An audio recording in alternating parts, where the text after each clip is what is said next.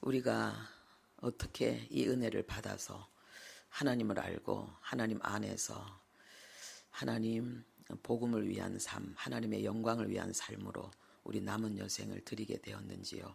주님을 찬양합니다. 지난 한 주간도 주님의 복음을 위해서, 교회를 위해서 보이는 곳에서나 보이지 않는 곳에서나 희생하며 수고하며 땀과 눈물과 정성을 쏟은 모든 분들에게 이 시간 성령으로 기름 부으시고 하늘의 불로 충만케 하셔서 아버지여 심령과 육신과 삶 속에 모든 불순물들이 제거되어지고 하나님 아버지 돌파의 역사가 일어나게 하시고 그래서 초자연적인 응답과 영광, 하나님 승리의 역사가 나타날 수 있도록 은혜 베풀어 주시기를 원합니다. 오늘도 드려진 예물을 예수 그리스도의 이름으로 축복합니다. 믿음으로 드렸습니다. 소망으로 사랑으로 드렸습니다. 하나님의 나라 확장되는 데 사용되어지게 하시고 죽은 영혼 살리고 살아난 영혼 세워서 하나님의 군대를 일으키며 하나님 아버지 민족과 열방 가운데 복음의 영광을 나타내는 그 역사 이루어낼 수 있도록 주님 도와주시기를 원합니다. 하나님 아버지, 이 시간도 주님의 말씀을 통해서 우리를 새롭게 변화시켜 주시기를 원합니다. 부활의 능력이 우리 안에서 역사하는 하나님 아버지 그 놀라운 삶을 아버지 우리가 깊이 인식할 수 있게 하시고 아버지 이 말씀이 실제가 되는 우리의 인격과 삶이 되도록 도와주시기를 원합니다.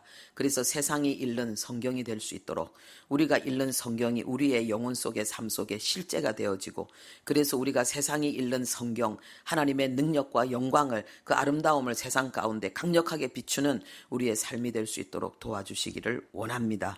예수님의 이름으로 기도합니다. 아멘. 네, 하나님 말씀 보겠습니다. 로마서 6장 4절입니다.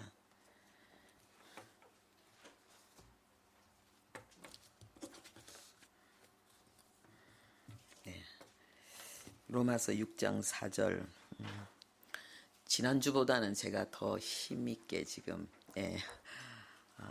여기 선 것 같아서 하나님께 너무 감사를 드리고 또 기도해 주시고 또 섬겨 주신 여러분들에게 너무 감사를 드립니다. 로마서 6장 4절 우리 함께 합독하겠습니다.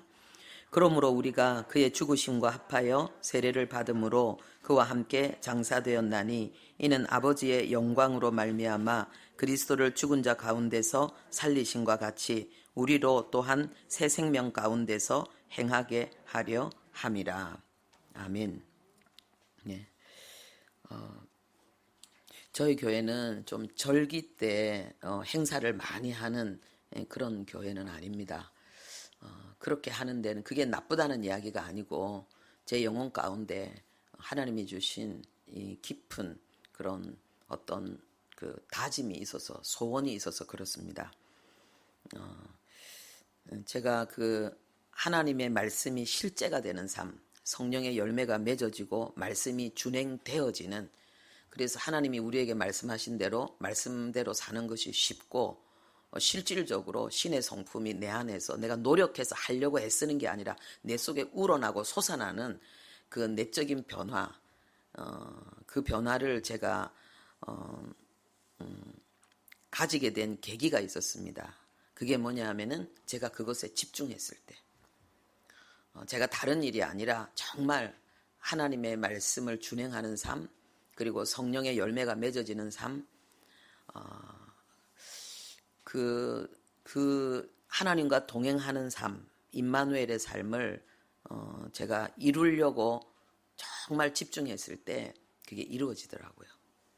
그래서 여러분들이 신앙생활 하면서 특별히 교회에 너무나 많은 활동이 여러분들의 영혼을 하나님 앞에 세우는데 방해가 되지 않고 또 교회 안에서 어떤 활동은 여러분들이 하나님을 경험하고 하나님의 말씀을 체험하고 실현하는 그런 활동이 되는 그걸 위해서 나름대로 고심을 많이 했습니다.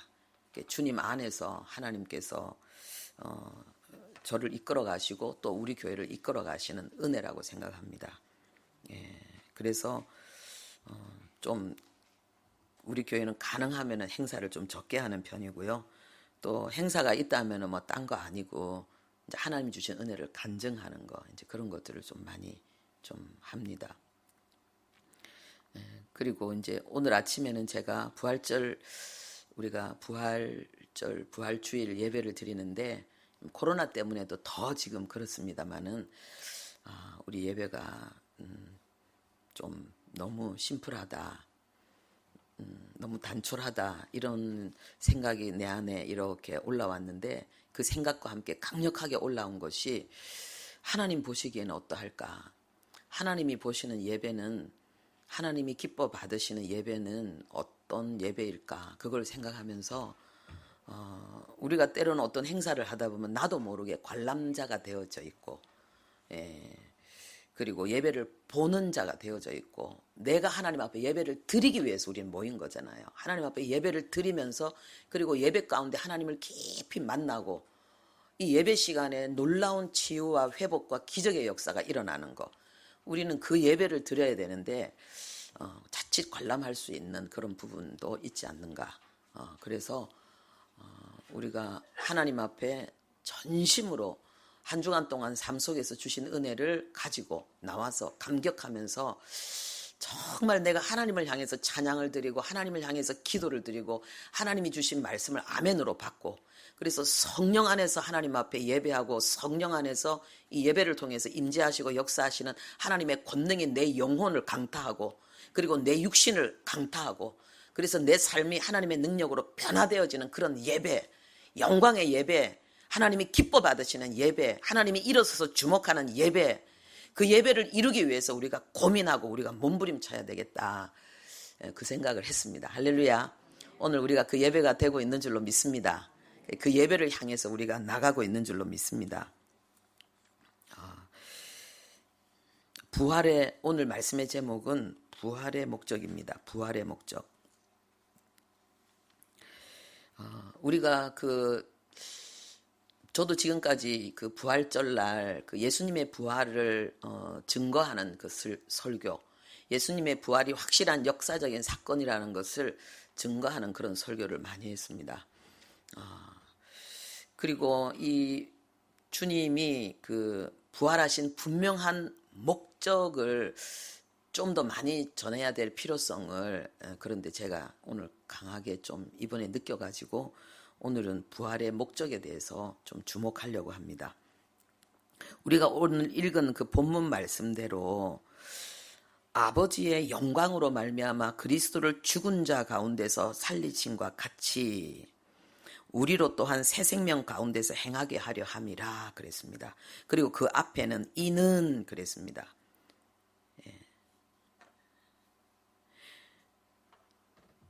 예수님께서 죽었지만은 하나님의 영광으로 말미암아 죽은 자 가운데서 다시 살아났거든요.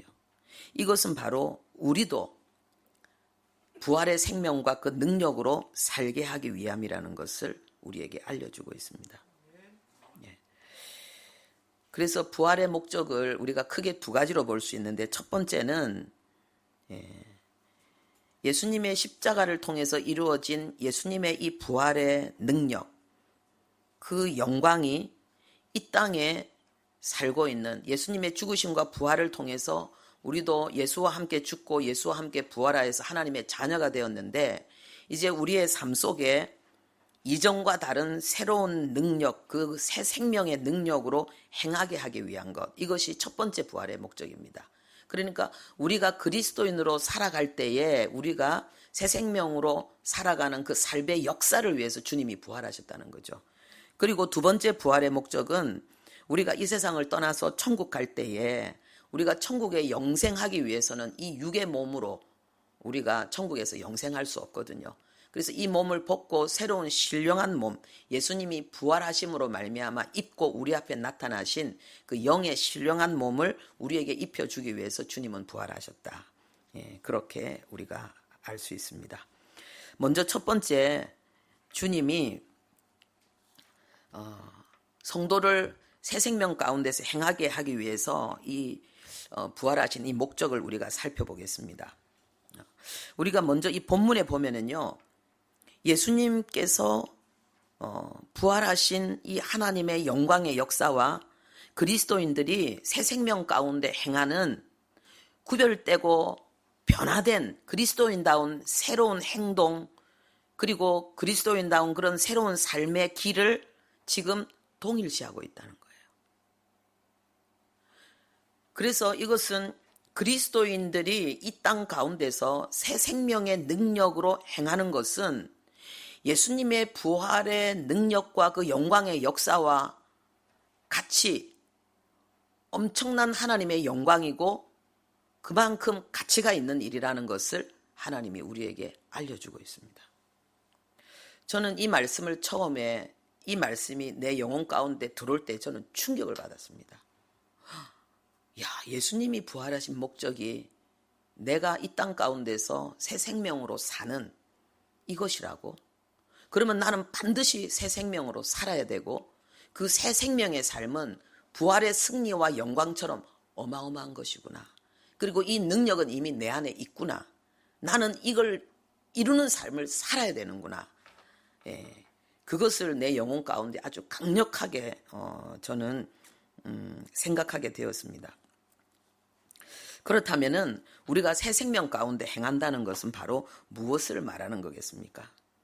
우리가 이것을 알기 위해서는 먼저 우리 인간에게는 두 종류의 생명이 있다는 것을 먼저 알아야 되겠습니다. 그것은 바로 육의 생명과 영의 생명입니다. 이 육의 생명은 우리가 어머니 모태에서 잉태되어지는 순간부터 우리에게 만들어진 이 육체의 생명을 이야기하는 거죠. 이거는 밧데리죠.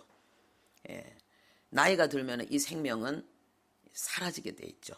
그런데 우리에게 또 영의 생명이 있다고 했습니다. 이 영의 생명은 바로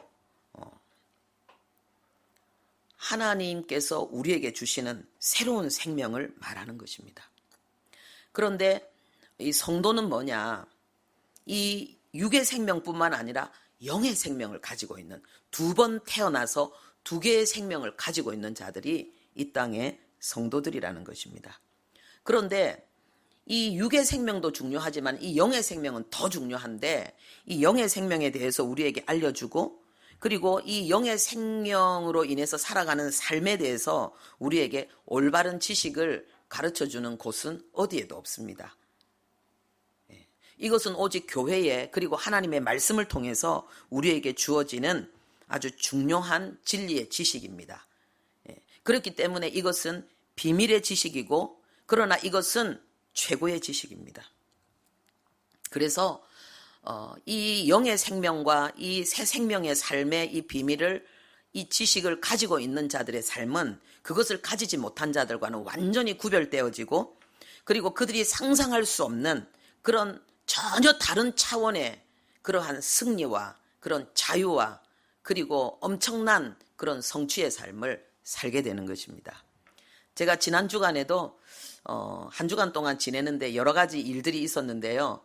정말 이 생명의 능력이 한 사람의 인격을, 그 한 사람의 모습과 그 행동을 완전히 새롭게 바꾸는 그런 모습들을 저는 또 보았습니다. 정말 그 새 생명으로 행한다는 것이 얼마나 복되고 행복한 것인가, 멋진 것인가, 그것을 확인할 수 있었습니다. 사람이 완전히 달라요. 육의 생명으로 충만한 가운데의 모습과 영의 생명이 그 육의 생명의 그 세력을, 그 기운을 이기고 영의 생명이 그 영혼을 사로잡았을 때 그 모습이 딴 사람처럼 완전히 다른 거예요. 할렐루야. 우리는 오늘 지금 영의 생명으로 하나님 앞에 예배하고 있는 줄 압니다. 그리고 이 육의 생명과 영의 생명은 시작부터 다릅니다. 육의 생명은 어머니의 모태에 잉태되는 순간부터 시작되어지지만은요, 영의 생명은 하나님의 말씀이 내 영혼 속에 심기는 그 순간부터 시작되어집니다. 그래서 야고보서 1장 18절에 자기의 뜻을 따라 진리의 말씀으로 우리를 낳으셨느니라. 할렐루야. 하나님의 말씀으로 우리를 낳으셨다는 거예요. 그런데 이것이 아주 강력하게 한순간에 깨달아지는 경우도 있고요. 그냥 가랑비 옷 젖듯이 하나님의 말씀을 듣다 보니까 나도 모르게 내 안에 이미 들어와 있는 하나님의 말씀이 내 속에 들어와 있는 것을 우리가 보는 경우가 있습니다. 그래서 예수님은 니고데모에게 육으로 난 것은 육이고 영으로 난 것은 영이니 네가 거듭나야 된다라고 말씀하셨습니다. 분명히 우리 인간에게는 육체로 말미암는 육의 출생이 있고, 그리고 하나님의 말씀으로 영으로 말미암는 영의 출생이 있다는 것을 니고데모에게 말씀하시고, 너는 영적으로 출생해야 된다. 네가 하나님의 말씀을 알지만은 네가 정말 그 말씀 속에서 나를 만나야 된다. 예수 그리스도, 모든 성경의 근본적인 그러한 주제가 되고, 그리고 그 결론이 되는 예수를 통해서 네가 진짜 새롭게 거듭나야 된다라고 말씀하신 것입니다. 그런데 이 말씀을 들었을 때 니고데모는요, 이해가 안 된 거예요. 아니, 내가 육의 생명이 부모의 모태에서 시작되었다면은, 모태로부터 나왔다면은, 그러면 나는 다시 죽어서 모태로 들어가야 됩니까? 그렇게 말했습니다. 그런데 아니라고 말씀하신 것입니다. 하나님의 말씀으로 거듭나는 것을 하나님 우리에게 가르치고 있습니다. 그리고 우리가 이 생명을 생각할 때에 보세요. 고양이는 고양이의 생명을 가지고 있기 때문에 고양이로 태어난 거예요. 사자는 사자의 생명을 가지고 있기 때문에 사자로 태어난 거죠. 그리고 고양이가 새끼를 낳으면은 고양이의 생명을 가진 고양이가 나는 거예요. 고양이 새끼가 나는 거예요. 그렇죠? 그런데 이 사자는 또 새끼를 낳으면은 사자의 생명을 가진 새끼가 나는 거죠. 그래서 이 생명은 옮겨질 수 없다는 것을 우리가 알아야 되는 것입니다. 그러니까 한번 사자로 태어나면은 다시 고양이가 될 수 없고, 고양이가 사자로 될 수 없는 것처럼, 우리가 영의 생명으로, 우리가 육의 생명으로 한번 태어나면은 그것은 영원하다는 거예요. 한번 인간은 영원한 인간이고, 남자로 태어나면 죽을 때도 남자고, 여자로 태어나면 죽을 때도 여자인 거예요. 뭐 떼고 붙이고 뭐 약물을 해서 남자가 여자로 바뀌고 여자가 남자로 바뀔 수가 없다는 거죠. 그건 껍데기의 어떤 현상일 뿐이고, 그리고 우리가 영으로 하나님의 자녀로, 우리가 하나님의 그 새 생명으로 태어나는 것도 영원하다는 거예요.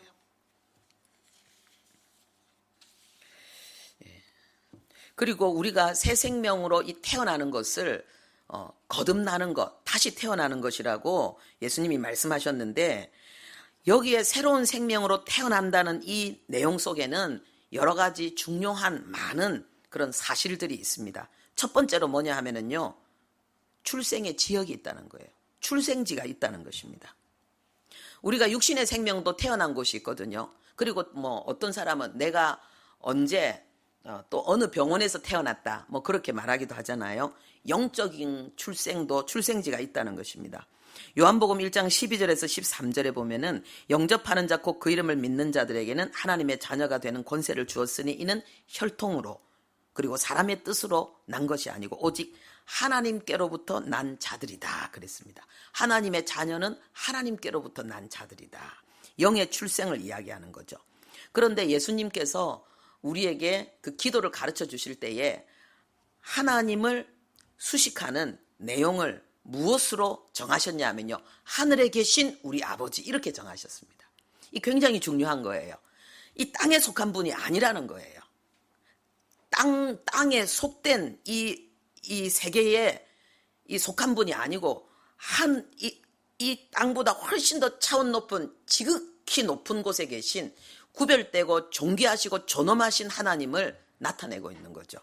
하늘에 계신 우리 아버지. 그래서 우리가 하나님께로부터 났다는 말은 하늘로부터 났다는 것입니다. 우리의 출생지는 어디예요? 하늘이라는 것이죠. 그래서 우리가 이 거듭났다는 것은 그냥 우리의 상상이나 추측이나 어떤 기독교의 교리가 아니고, 이것은 출생지가 있는 분명한 실제와 그리고 실존의 역사라는 거죠. 육의 실제보다 더 강력한, 더 영원한 영의 실제, 그것이 우리가 거듭난 새 생명을 가지고 있는 우리의 영의 존재라는 것입니다. 그래서 빌립보서 3장 20절을 통해서 하나님이 우리에게 알려주시는 내용이 뭐냐? 우리의 시민권이 하늘에 있다는 거예요. 우리의 시민권이 하늘에 있다는 거예요.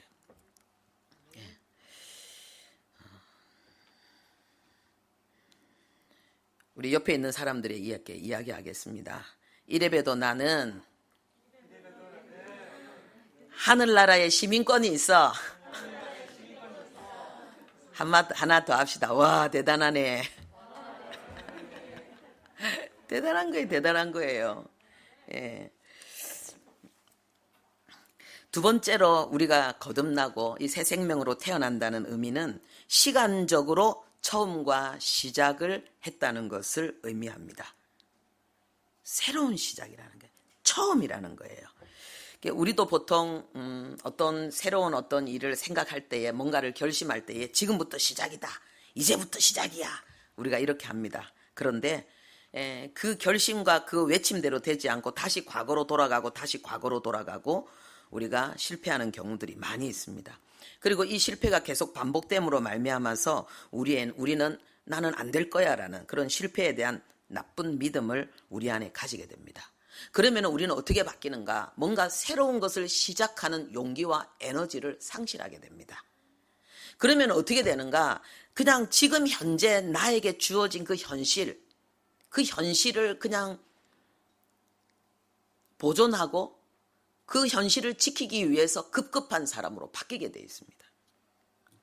우리가 삶에 활력이 넘치지 않고 우리가 삶에 행복하지 않는 이유가 소유와 성공에 있지 않고 우리가 반드시 이루어야 될 하나님이 우리 영혼 가운데 심어 놓으신 하나님의 사명, 하나님의 비전과 그 소원을 이루려고 도전하지 않기 때문에 그렇습니다. 우리가 뭔가 하나님께서 우리에게 요구하시고 내 영이 소원하는 어떤 내 간절한 소원을 이루기 위해서는 뭔가 힘을 내서 새로운 것을 도전해야 되고, 때로는 어떤 위험을 감수하고 어떤 무언가를 이렇게 새로운 것을 시도해야 되는데, 그렇게 할 용기를 갖지 못할 때에 계산적으로는, 수학적으로는 내가 좀 더 편하고 좀 더 여유 있고 그리고 좀 더 안전한 것처럼 보이지만은 거기에는 하나님이 우리의 새 생명 가운데 부어주신 이 창조적인 능력이 발휘하지 않기 때문에 힘이 없는 거예요. 그래서 활력이 없는 거예요. 그래서 적은 일을 하는데도 피곤하고 적은 일을 하는데도 더 여유롭지 못하고, 중요한 것은 행복하지 않고 달콤하지 않다는 거예요. 우리가 이 새 생명 가운데 행할 때에 나타나는 이 중요한 특징이 뭐냐 하면은 새로운 것을 시도하고 시작하는 그런 도전정신, 모험심이 우리에게 일어난다는 거죠. 그 새로운 것은 나와 전혀 관계없는 것이 아니고 정말 내가 간절히 원하는 나의 소원, 나의 꿈, 나의 비전, 그것을 향해서 구체적으로 전진한다는 것입니다. 그래서 우리가 꿈을 꾼다는 것,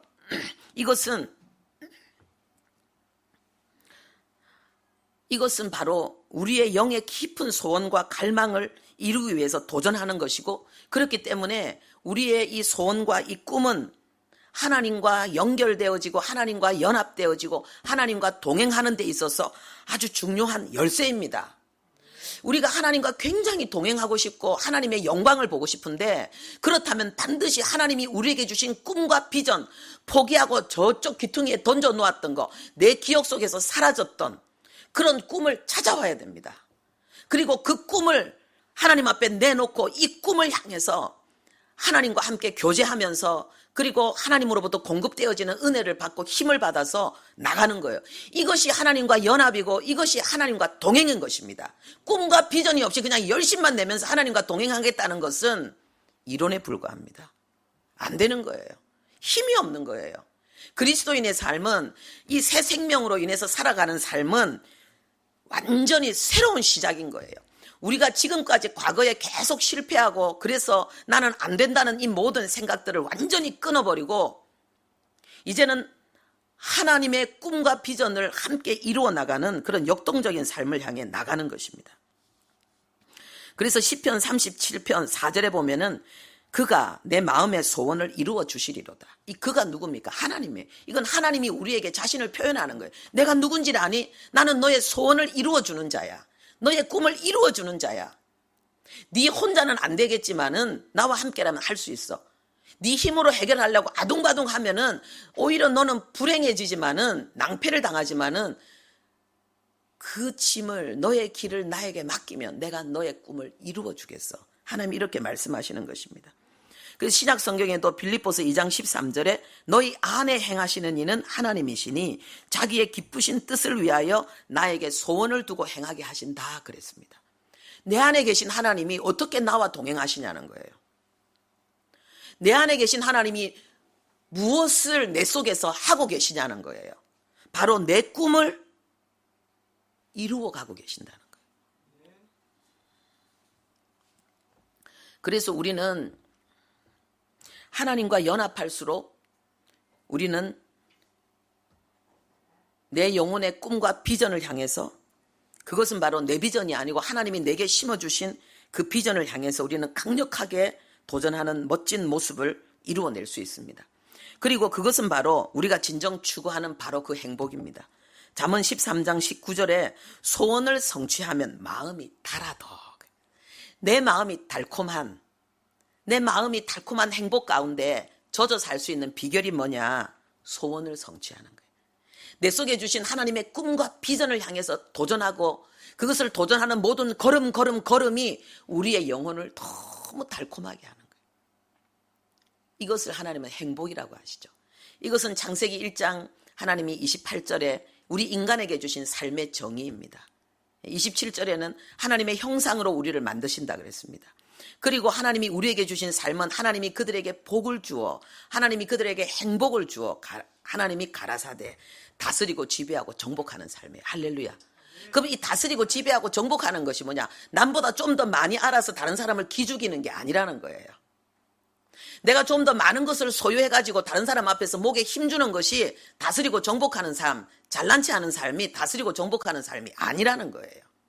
이거는 뭐냐 하면은 하나님이 우리에게 주신 꿈과 비전을 우리가 이루기 위해서 그것에 방해가 되고 그것에 장애가 되는 모든 나의 내적인 연약함과 문제들을 해결하고, 그리고 모든 외적인 어려움들의 그 장애물들을 돌파하고 내가 전진해 나가는 거예요.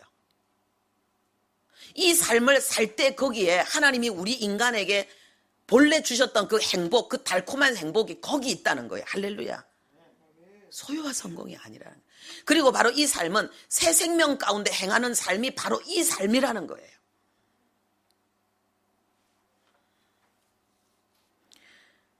하나님은 꿈이 없는 백성은 망한다고 했습니다. 우리가 하나님이 우리에게 주신 꿈과 비전을, 그 사명을 외면하고 우리가 그냥 좀 더 나은 삶의 하나님의 축복만을 추구하면서 살아갈 때에 그게 편한 것처럼 보이지만은 오히려 그것은 우리를 망하게 하는 길이 된다는 거예요. 이 땅 가운데 우리의 존재의 목적이, 우리의 사명이 우리에게 있는데 그것을 외면한 것이기 때문에. 그리고 이 꿈이 없는 성공은 꿈과 관계없이 그냥 소유와 성공만을 향해서 달려간 그 영혼은 그것을 이루어도 그 영혼이 교만하고, 그리고 난폭해지고, 그리고 천박하게 됩니다. 그래서 결국은 망하게 되는 것입니다. 그래서 우리가 하나님이 주신 꿈과 비전을 이루어서 정말 이전과는 다른 실패의식 속에서 새로운 것을 도전하지 않고 살아갔던 그 삶이 아니라 하나님이 주신 꿈과 비전을 향해서 새롭게 도전하며 사는 이 삶이 예수님의 부활의 영광과 똑같이 이 시대의 세상 가운데 하나님의 영광을 나타내는 삶이 된다는 것입니다. 세 번째로 우리에게 거듭난다는 이 의미 속에서 하나님이 주신 것은 우리를 새롭게 한다는 것입니다. 우리를 새롭게 한다는 것은 좀 더 나아진다는 의미가 아니고 과거와 완전히 단절된 완전히 새로운 인생을 하나님이 우리에게 살게 하신다는 것입니다. 과거와 단절된 삶. 그런데 이 과거는 뭐냐? 우리의 지식과 경험, 그리고 우리가 지금까지 쌓아놨던 관계, 우리가 소유하고 있는 것, 그리고 우리의 삶의 여러 가지 성과, 이것과의 단절을 말하는 것이 아니고 우리가 육신과 세상과 어둠의 종로로 탔던 우리의 연약함, 우리의 무능함, 우리의 실패, 좌절하고 포기한 나의 나약함과 완전히 단절된 삶을 하나님이 우리에게 허락하신다는 것입니다. 부활은 승리였습니다. 사망 권세를 이긴 승리였습니다. 그리고 사단의 모든 세력을, 그 왕권을 완전히 무력화시킨 승리였습니다. 그래서 이제 하나님의 자녀로 우리가 이 새 생명 가운데 이 부활의 생명이 내 안에 들어와서 새 생명 가운데 살 때에 그 삶은 승리의 삶입니다.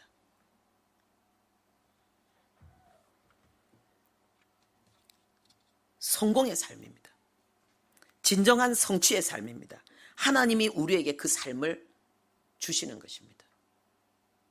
예수님이 부활한 이후에 다시 십자가 지실 때 연약함으로 돌아가지 않은 것처럼 하나님이 새 생명으로 우리를 거듭나게 하신 것은 우리가 이전에 거듭나기 이전에 우리의 실패와 나약함과 연약함으로 다시 돌아가지 않고 이제는 하나님의 생명의 능력과 영광으로 다시 완전히 다른 새로운 차원의 삶을 살게 하신다는 것입니다.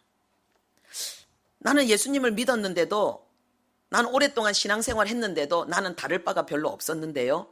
몰라서 그런 거예요. 몰라서 그런 거예요. 그리스도인의 삶이 그냥 교회만 다니는 삶이 아니고 모든 종교에 경전이 있는 것처럼 이 교회 다니는 사람들은 성경을 믿으니까 나는 예수 믿는 것이 교회 다녀서 교회에서 예배의식에 참여하고 또 헌금도 좀 하고 봉사도 하고 뭐 힘들 때는 기도하고 하나님의 도움 받고 그래서 죽고 천국 가고 이 정도가 신앙생활이 이게 아니라는 거예요. 몰라서 그랬다는 거예요. 우리의 신앙생활은 예수님이 부활의 능력과 영광으로 우리 앞에 하나님의 나라를, 하나님의 영광을 실제로 드러내신 것처럼 우리의 신앙생활도 실제로 우리 안에 하나님이 허락하신 이 새 생명의 능력으로 우리가 하나님의 나라를 세상 가운데 드러내고 하나님의 영광을 드러내는 삶이라는 것을 몰라서 그랬던 거예요. 몰라서 도전하지 않았고 그리고 몰라서 그 방법을 몰랐고 그래서 그렇게 살지 못했던 것입니다. 우리가 알기만 하면, 도전하기만 하면, 배우기만 하면 이거는 간단하고 그리고 우리 모두에게 누구나 원하는 자에게 이루어질 수 있는 새로운 삶의 영광입니다.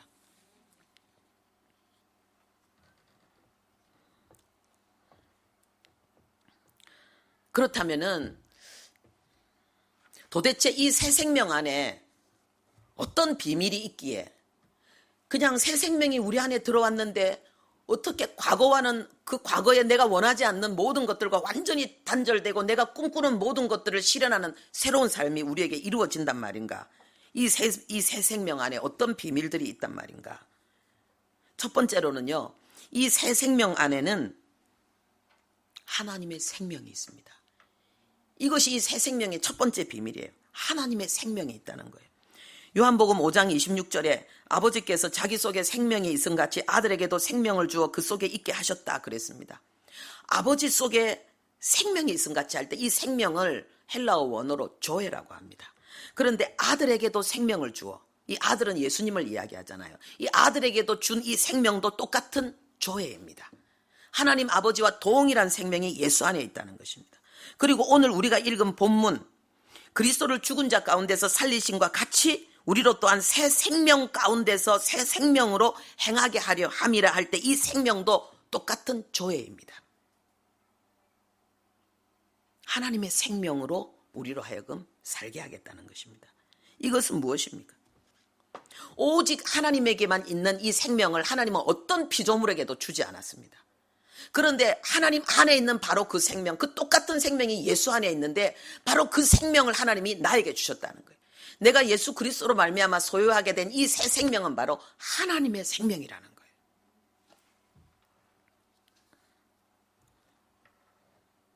그래서 그리스도인들은 하나님의 DNA를 가진 자들이에요. 그래서 믿음이 자라고 영적으로 성장하면 하나님의 모습이 나타나게 되고 하나님의 성품과 하나님의 능력을 행하게 되는 거죠. 네. 이 새 생명의 이 두 번째 비밀은 하나님께서 이 생명을 오직 자기의 백성들에게만 주신다는 것입니다. 모든 인간에게 다 주는 것이 아니고 오직 하나님의 택한 백성들에게만 하나님은 이 생명을 주신다는 것입니다. 그래서 예수님께서 이 땅 가운데 오신 목적이 뭐냐? 우리를 구원하기 위해서, 이것을 다른 말로 하면은 우리에게 새 생명을 주기 위해서 예수님이 이 땅에 오셨다는 것입니다. 그래서 예수님은 자신을 요한복음 6장 33절에 나는 하늘에서 내려 너희에게 생명을 주는 떡이다. 생명을 주는 떡이다. 이렇게 말씀하셨습니다. 그리고 이 생명은 바로 하나님의 생명 조회를 이야기하는 것입니다. 그리고 예수님은 우리가 하나님 앞에 나올 때에, 다른 말로 하면 우리의 신앙의 목적이, 그 표대가 이 생명이 되기를 원하십니다.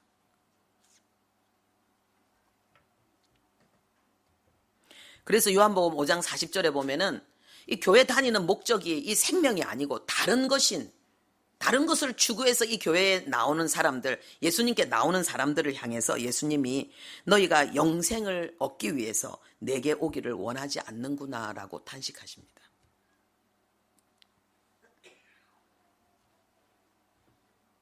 우리가 예수 믿는 것이 단순한 종교가 아니고, 우리가 예수를 믿는 것이 그냥 하나님의 사랑받는 어떤 존재가 된다는 그 정도의 차원이 아니고, 하나님이 우리에게 하나님의 생명을 주셔서 완전히 다른 하나님의 그 신적인, 하나님의 그 생명의, 그 하나님의 신적인 아주 깊은 비밀들을 우리가 하나님과 함께 그 생명 안에서 교제하고, 그리고 그 하나님을 닮아가고 그 하나님의 역사를 우리가 이루어 나가는 것. 그래서 우리가 진정 하나님과 함께 교제 교통하고 완전히 하나 되고 연합되는 그 삶을 하나님이 원하신 것입니다. 여러분, 인간의 어떤 노력과 방법도 이 생명의 능력보다 탁월하지 않습니다. 개미가 아무리 다해서요, 온 힘을 다해서 노력해도요, 그 사자의 그 걸음 하나에 미치지 못합니다. 그렇죠? 닭이 아무리 팔락팔락 열심히 날라고 노력을 해도 어느 한계 이상은 날지 못합니다. 근데 독수리는 자라면 날개에 힘 들어가면은 그냥 창공을 향해서 올라갑니다. 이게 생명의 힘이에요. 우리의 신앙생활도 이 생명의 능력으로 이 새 생명 가운데 행하는 이것을 우리가 배우고 익혀야 됩니다. 그러면은 하나님이 약속하신 놀라운 그 성령의 열매와 성령의 은사와 능력의 역사들을 우리는 보게 됩니다. 그래서 우리가 지금 이 땅을 살아가면서요, 이 생명을 소유한 자가 되었다는 거, 이거보다 더 큰 성공이 없는 거예요. 이거보다 더 큰 업적이 없는 거예요. 우리가 이 땅에 태어나서 죽는 그날까지 우리가 이 땅에서 아무리 많은 일을 한다 한들 그거는 그냥 잠깐 피었다 지는 꽃과 같은 거예요. 우리가 사람이 죽을 때 모습을 보십시오. 아무것도 가져가는 게 없잖아요. 그런데 우리가 하나님의 새로운 생명을 우리가 소유했다면은 이거는 성공한 인생인 거예요. 왜냐하면은 이제는 하나님의 그 신적인 그러한 놀라운 즐거움과 그 존귀와 영광의 삶을 우리는 영원히 살게 될 거니까. 할렐루야. 그래서 하나님은 이 비밀을 복음이라고 말하고 기쁜 소식이라고 말씀하십니다.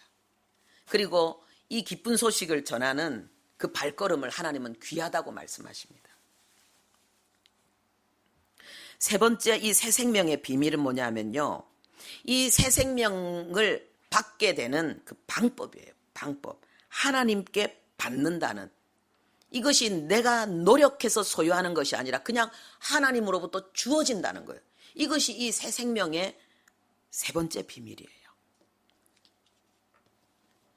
그냥 받는 거예요. 그리고 그 이 새 생명을 받는 방법은 믿음입니다. 요한복음 5장 24절에 내 말을 듣고 믿는 자는 영생을 얻었고 그랬습니다. 영생을 얻었고 믿는 자는 영생을 가졌나니 그랬습니다.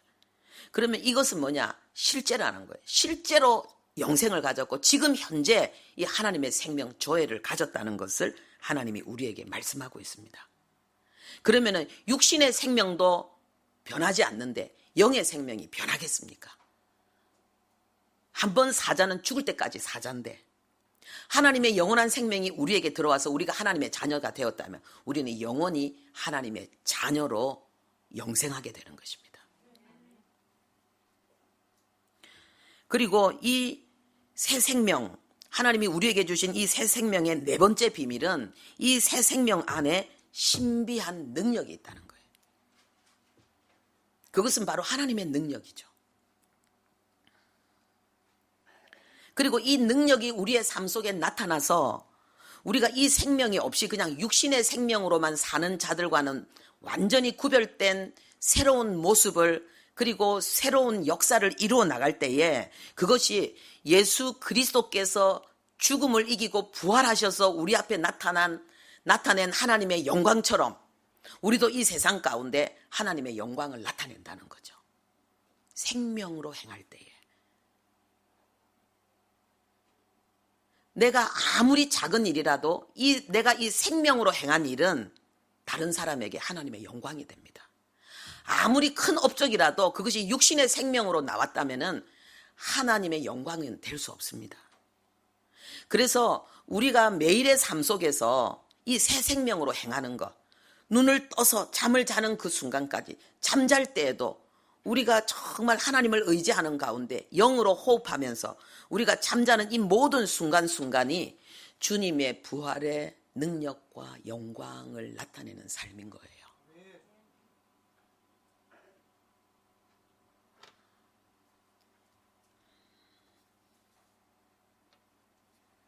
그래서 그리스도인의 삶에 있어서는 순간순간이 중요한 것입니다. 순간순간의 일상이 육의 생명이 아니라 영의 생명으로 행하는 것, 이것이 중요하고요. 그리고 이 생명은, 이 영의 생명의 삶은 바로 세상이 줄 수 없는 하나님의 평안, 하나님의 기쁨, 그리고 그 놀라운 결과, 성과를 나타내게 되어 있습니다. 요한복음 15장에 예수님이 말씀하셨습니다. 내게 붙어 있지 않으면 열매를 맺을 수 없다. 이 말은 뭐냐? 내게 붙어 있기만 하면 열매를 맺는다. 내 안에 거하면 너희들이 열매를 맺는다. 이렇게 말씀하셨습니다. 이 열매는 결과물을 이야기하는 거예요. 일과 성과와 모든 성품과 그리스도인으로서 하나님의 형상을 나타내는 그 모든 인격과 삶의 모든 역사를 다 포함하고 있는 거죠. 예수님께 붙어 있기만 하면, 예수님께 거한다는 것과 예수님께 붙어 있다는 말은 한국말로는 다른 말이지만은 헬라어 원어로는 똑같은 말이에요. 조금 다르게 표현했을 뿐이에요. 번역이 다른 거지 원어는 똑같습니다. 그러니까 우리가 새 생명으로 행한다는 건 완전히 예수님께 딱 붙어서 행하는 삶이죠. 어려운 게 아니죠. 복잡한 게 아니죠. 쉬운 거죠. 예수님이라면 어떻게 하셨을까? 예수님이 지금 나에게 원하시는 것은 무엇일까? 이걸 생각하면서 살아가는 거죠.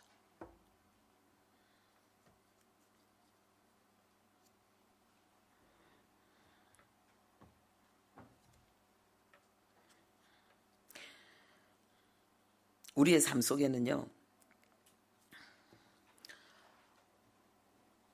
굉장히 성공하고 싶고 원하는 것을 이루고 싶은데도 그것을 실제로 원하는 만큼 이루는 것보다 실패하지 못하는 것이 너무나 많기 때문에 우리가 어린아이와 이 어른을 비교해 보면요, 어른은 어린아이보다 훨씬 더 많은 지식을 가지고 있고, 그리고 경험을 통해서 훨씬 더 많은 지혜를 가지고 있고, 그리고 어린아이보다 어른은 더 많은 것을 소유하고 있습니다. 어린아이가 가지지 못한 그런 많은 것들을 소유하고 있습니다. 그런데 어린아이나 청소년보다도 어른은 훨씬 더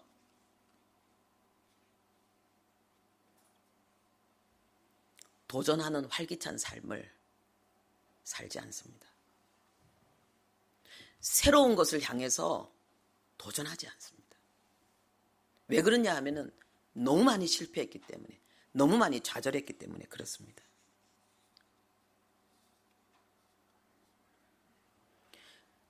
이 실패와 이 좌절의 이 삶을 나도 모르게 내 속에 깊이 각인되어져서 완전히 나의 인격이 되고 나의 모든 생각과 감정과 기분의 느낌에 습관이 되어져 있는 이 실패의식에서 이 벗어나는 것은 뭐냐?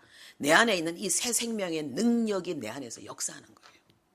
이 새 생명, 이 하나님의 생명이 역사하면은 거기에는 오직 나에게 맡긴 하나님의 꿈과 비전이 내 속에서 강력하게 일어나게 되고 그것을 향해 전진하게 됩니다. 저는 제 삶이 상당히 좀 어려움이 많은 그런 삶이었던 것 같아요. 예. 제가 결코 강하지 않고 저는 약한 자입니다. 우리 엄마가 너무너무 아름다운 이야기를 저에게 했는데 괜히 낳았다 그랬어요.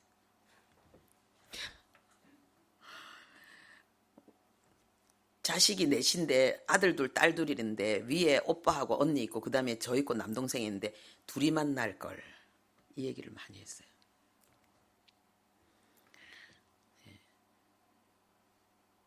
어렸을 때부터 너무 병골이었고 그리고 뭘 하나 하면은 계속해서 그거를 끝까지 이루어내는 것이 아니라 이게 뭐 시작도 잘하는데 포기도 잘하고 이런 저의 모습을 보고 그리고 뭔가 자꾸 엉뚱한 것을 이야기하고 엉뚱한 것을 추구하는 제가 키우기에는 상당히 버거웠던 딸이었던가 봐요.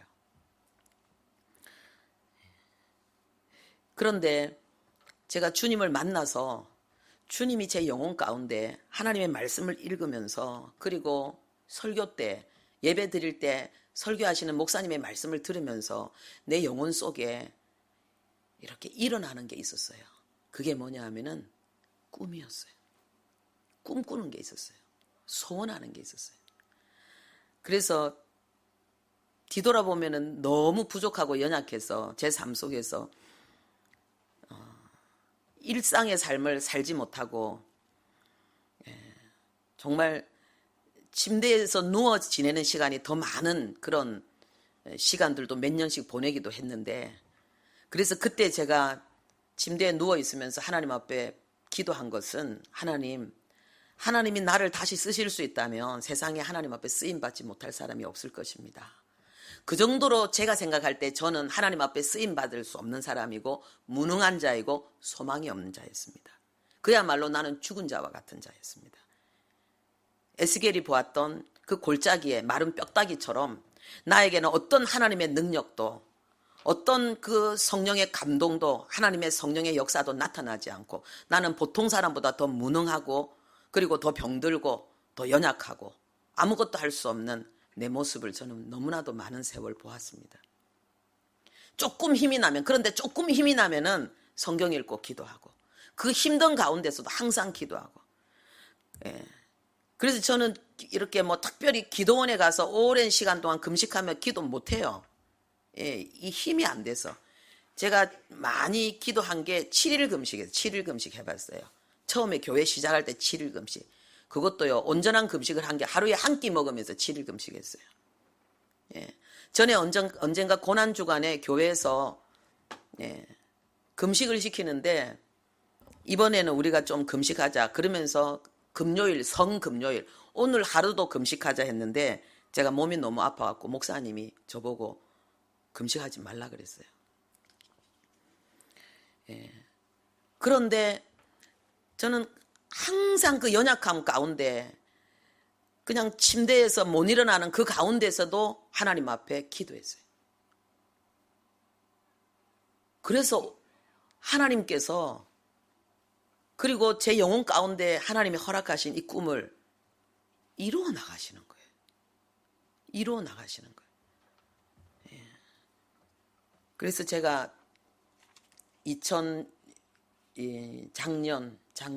재작년 겨울이죠. 그러니까 작년을 맞이할 즈음에 제가 하나님 앞에 기도했습니다.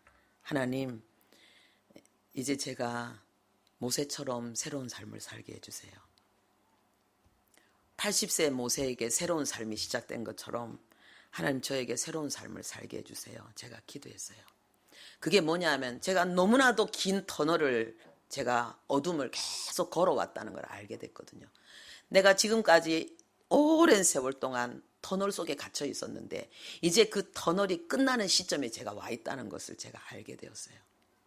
그래서 이제는 그 굴 속에서 나가서 이제는 그 넓은 그 초원을 뛰는 것처럼 하나님께서 저에게 새로운 삶을 허락해 달라고, 그리고 그렇게 될 걸 믿는 믿음이 내 영혼 속에 있다는 걸 저는 보았어요. 할렐루야. 여러분 안에 새 생명이 있다면 여러분의 그 생명이 여러분들을 지킵니다.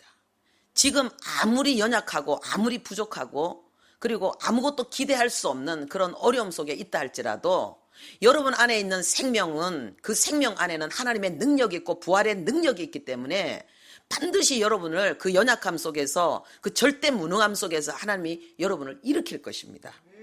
예. 그리고 그렇게 되기 위해서 딴 거 안 해도 그냥 바로 그 자리에서, 연약한 그 자리에서 하나님을 향해 엎드리기만 하면 되는 거예요. 그리고 힘이 나면 조금 나는 그 힘을 가지고 하나님의 말씀을 읽고 그리고 하나님의 말씀을 묵상하면 반드시 새 역사는 일어나게 될 것입니다. 부활의 두 번째 목적은요, 우리가 성도가 천국에서 영생할 때 입을 그리고 신령한 몸을 우리에게 주는 것입니다. 고린도전서 15장 51절에서 53절에 보면은 보라 내가 너희에게 비밀을 말하노니 우리가 다 잠잘 것이 아니요 마치 마지막 나팔에 순식간에 호련히 다 변화되리니 나팔 소리가 나매 죽은 자들이 썩지 아니할 것으로 다시 살아나고 우리도 변화되리라.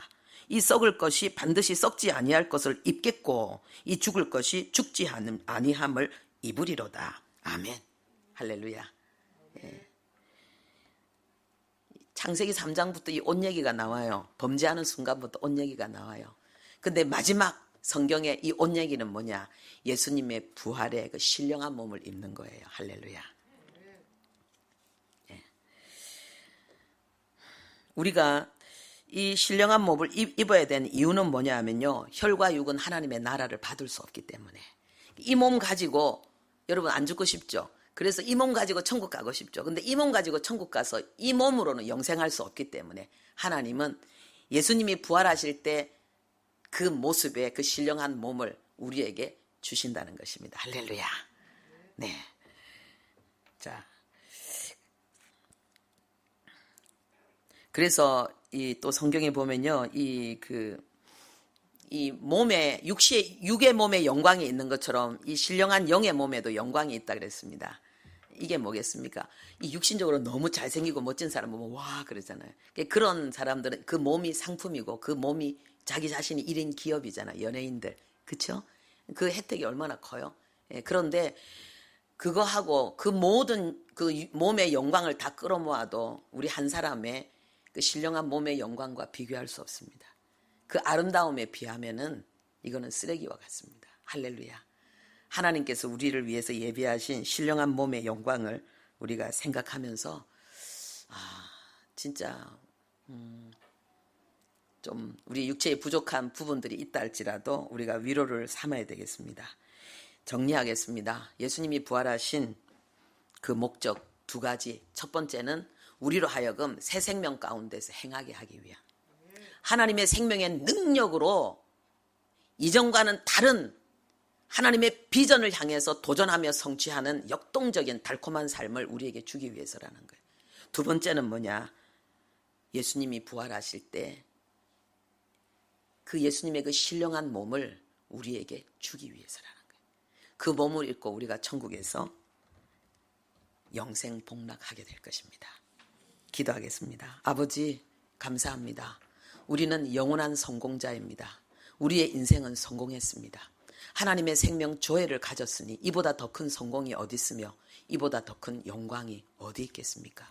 하나님 아버지여, 이제 우리가 그리스도인으로 살아가는 우리의 삶을 통해서 하나님은 새로운 변화된 삶, 하나님의 생명의 능력에서 쏟아져 나오는 신적인 아버지 하나님의 신비한 그 성품과 권능의 역사들을 통해서 하나님은 이 놀라운 진리를 증명하기를 원하십니다.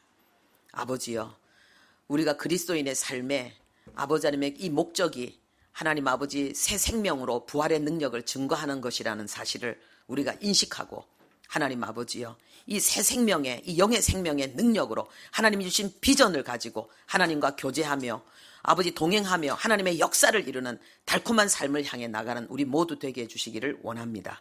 예수님의 이름으로 기도합니다. 아멘.